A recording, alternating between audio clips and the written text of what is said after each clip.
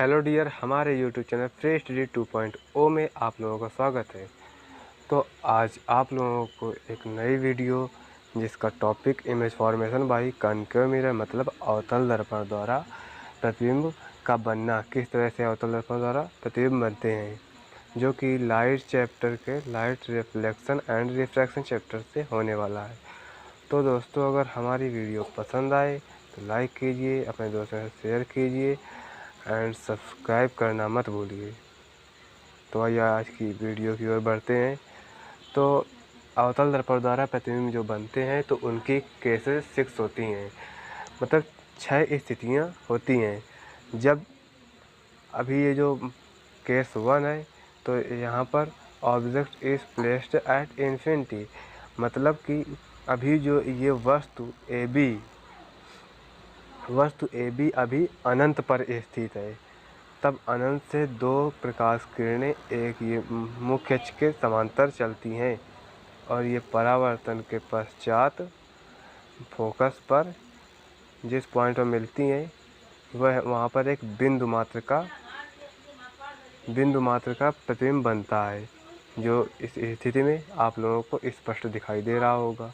ये वक्रता केंद्र है और ये फोकस F और ये ध्रुव P, जिसे इंग्लिश में पोल कहते हैं।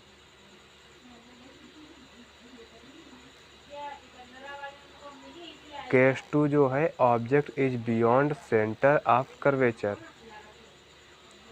मतलब कि ये जो वस्तु है तो वक्रता केंद्र से परे स्थित है, मतलब अनंत और इसको दूसरी भाषा में ये कह सकते हैं कि हम अनंत और वक्रता केंद्र के मध्य स्थित हो। तो वस्तु ए बी अनंत और वक्रता केंद्र के मध्य स्थित है, तब इससे एक प्रकाश किरण दर्पण की ओर मुख्य अक्ष के समांतर मुख्य अक्ष हो ये है मुख्य अक्ष के समांतर ये प्रकाश किरण चलती है और दूसरी प्रकाश किरण वक्रता केंद्र से होकर जाती है, जो अपने मार्ग से बिना विचलित हुए उसी मार्ग में वापस आ जाती है। लेकिन ये जो एक समांतर प्रकाश किरण जाती है तो ये फोकस से होकर के दर्पण से परावर्तन के पश्चात फोकस से होकर के आती है। तो जहाँ पर ये दोनों एक दूसरे को काटती हैं इस बिंदु ए डैश पर, तब वहाँ पर आपका प्रतिबिंब A double dash B double dash प्राप्त हो जाता है। ये देखिए A double dash B double dash, ये रेड कलर का प्रतिबिंब बना हुआ आपको दिखाई दे रहा है। तो केस 3 जो है, तो केस 3 ये है कि object is at centre of curvature, मतलब कि वस्तु जो है वो वक्रता केंद्र पर ही स्थित है। ये देखिए ए बी वक्रता केंद्र पर ही स्थित है। तब इससे मुख्य अक्ष के समांतर जो प्रकाश किरण चलती है वह फोकस से होकर के निकल जाती है। दूसरी प्रकाश किरण जो ये फोकस से होकर के जाती है वह दर्पण से परावर्तन के पश्चात वह मुख्य अक्ष के समांतर हो जाती है।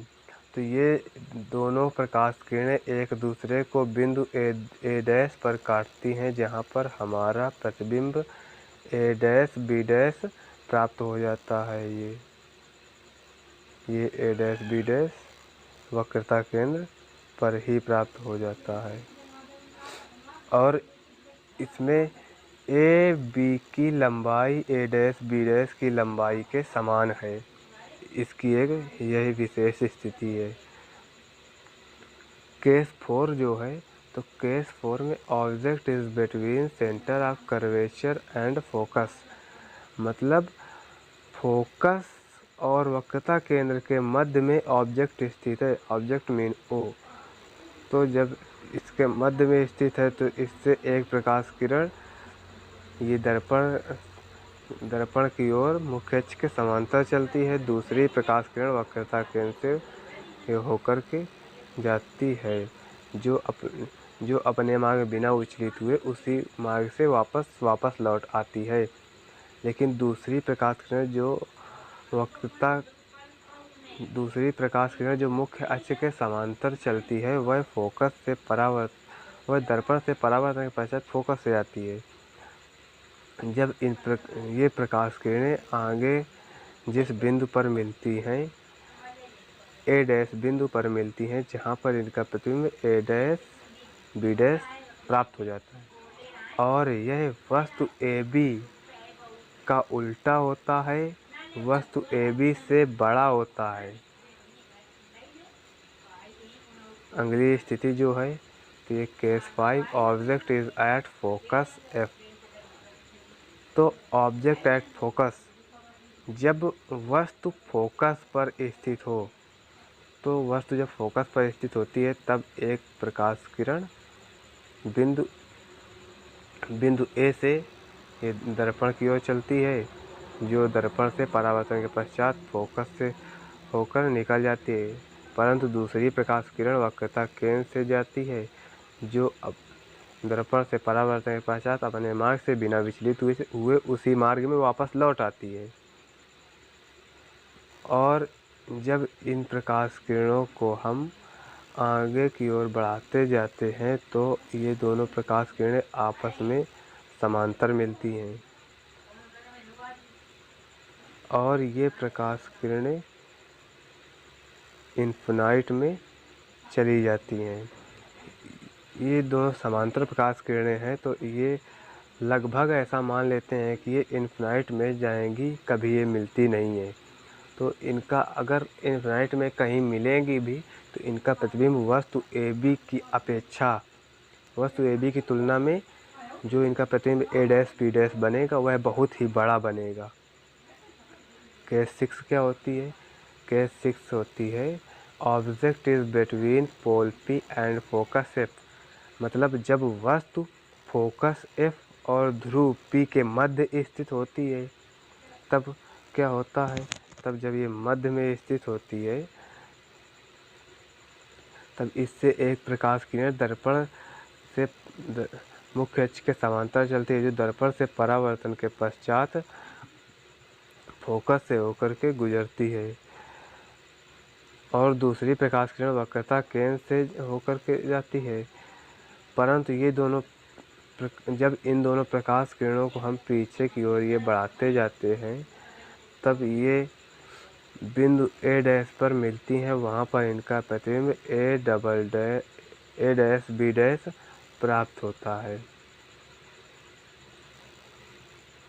जो कि आभासी होता है और वस्तु की तुलना में अत्यधिक बड़ा और सीधा प्रतिबिंब होता है। इनकी एक पूरी टेबल बनी हुई है। अवतल दर्पणों का उपयोग। हमने देखा है कि अवतल दर्पणों से बनने वाला प्रतिबिंब कैसा होता है। अभी हमने पूरी केसेस 6 जो होती है सभी के बारे में डिस्कशन कर चुके हैं। वस्तु की स्थिति क्या होती है, छवि की स्थिति क्या होती है, छवि मतलब प्रतिबिंब, छवि को ही प्रतिबिंब बोलते हैं, छवि का आकार क्या होता है और छवि की प्रकृति कैसी होती है। तो इन सभी को आइए फिर से दोबारा चर्चा पे लाते हैं। तो हम देखते हैं कि जब वस्तु अनंत पर स्थित होती है तब इसका प्रतिबिंब फोकस पर बनता है, अत्यधिक छोटा बिंदु आकार का बनता है, वास्तविक होता है परंतु उल्टा होता है। और जब वस्तु अनंत और दर्पण के वक्रता केंद्र सी के मध्य बनता है, वह मतलब वस्तु दर्पण के वक्रता केंद्र सी और अनंत के मध्य में स्थित होती है या सी से परे, तो इसका प्रतिबिंब एफ और सी के बीच मतलब फोकस और वक्रता केंद्र के मध्य बनता है, और यह वस्तु की तुलना में छोटा होता है, वास्तविक और उल्टा होता है। और जब सी पर वस्तु स्थित होती है तब उसका प्रतिबिंब सी पर, और वस्तु और प्रतिबिंब दोनों की माप एक समान होती है, वास्तविक और उल्टा प्रतिबिंब बनता है। और जब वक्रता केंद्र और फोकस के मध्य स्थित होती है तब सी से परे प्रतिबिंब बनता है और वस्तु की तुलना में बड़ा बनता है, वास्तविक और उल्टा होता है। जब फोकस पर वस्तु स्थित होती है तब उसका प्रतिबिंब अनंत पर बनता है और वस्तु की तुलना में बड़ा बनता है, वास्तविक और उल्टा होता है।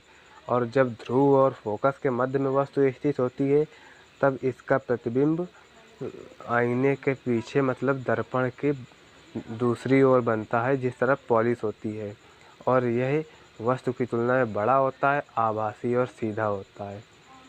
तो आप लोग इस टेबल का स्क्रीनशॉट ले लीजिए। ये टेबल आप लोगों के लिए बहुत ही इम्पोर्टेंट होने वाली है।